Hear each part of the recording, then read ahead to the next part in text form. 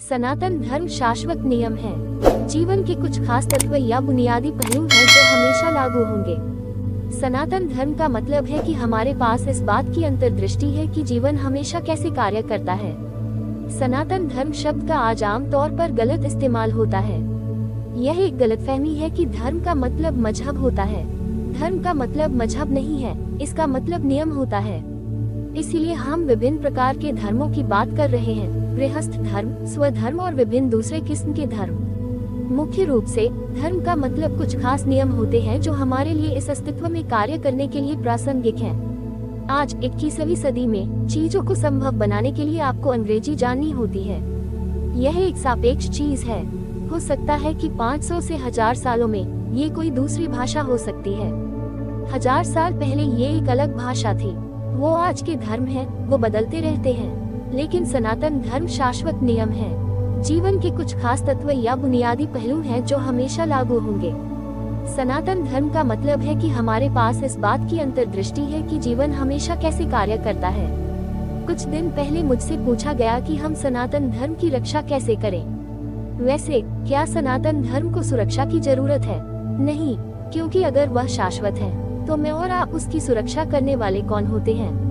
लेकिन इस सनातन धर्म तक कैसे पहुँचे और इन नियमों के जानकार कैसे हो और उसे अपने जीवन में कैसे लागू करें, इन पहलुओं के बारे में आज की भाषा में, आज की शैली में और आज के तरीके में बताए जाने की जरूरत है, ताकि यह इस पीढ़ी के लोगों को आकर्षक लगे। वे इसे इसलिए नहीं अपनाने वाले हैं क्योंकि आप इसे कीमती बता रहे हैं। आप इसे उनके दिमाग में नहीं घुसा सकते। आपको उन्हें इसकी कीमत का एहसास दिलाना होगा। आपको उन्हें ये दिखाना होगा कि यह कैसे कार्य करता है। सिर्फ तभी वे इसे अपनाएंगे। सनातन धर्म को सुरक्षा की जरूरत नहीं है, इसे जिए जाने की जरूरत है। इसे हमारी जीवन शैली के जरिए हम सबके अंदर जीवित रहना चाहिए।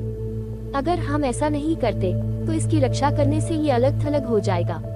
सनातन धर्म को मुख्य धारा में लाना ही मेरा प्रयास है। बिना धर्म शब्द को बोले मैं इसे लोगों के जीवन में ला रहा हूँ, क्योंकि अगर इसे जीवित रहना है तो इसे मुख्य धारा बनना होगा। एक बड़ी आबादी को इसे अपनाना होगा। अगर बस थोड़े से लोग इसे अपनाते हैं और यह सोचते हैं कि वे बेहतर जानते हैं और वे हर किसी से ऊंचे हैं, तो ये बहुत ज्यादा समय तक जीवित नहीं रहेगा। हम इस संस्कृति के सबसे कीमती पहलू को इस मायने में मार देंगे कि धरती पर यही एक संस्कृति है जहाँ उच्चतम लक्ष्य मुक्ति है। हम स्वर्ग जाने की या भगवान की गोद में बैठने की योजना नहीं बना रहे हैं। हमारा लक्ष्य मुक्ति है, क्योंकि आप जो हैं, अगर आप उसके अंतरतम में गहरे खोजते हैं तो आप समझेंगे कि इससे फर्क नहीं पड़ता कि यह चाहे सुख हो, ज्ञान हो, प्रेम हो, रिश्ते हो, दौलत हो, ताकत हो या प्रसिद्धि हो, एक मुकाम पर आप इनसे ऊब जाएंगे।